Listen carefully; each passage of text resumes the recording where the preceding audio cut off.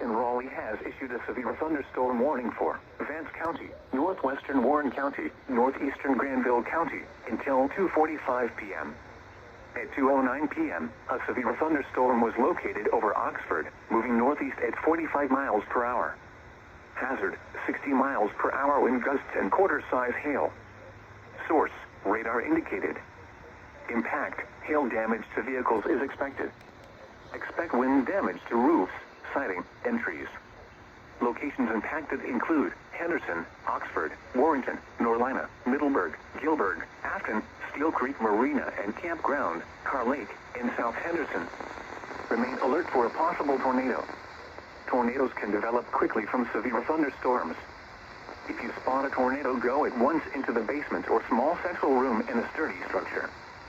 For your protection, move to an interior room on the lowest floor of a building. A tornado watch remains in effect until 7 p.m. for central North Carolina. Repeating, a severe thunderstorm warning has been issued until 2:45 p.m. for the following counties in North Carolina: Granville, Vance, and Warren.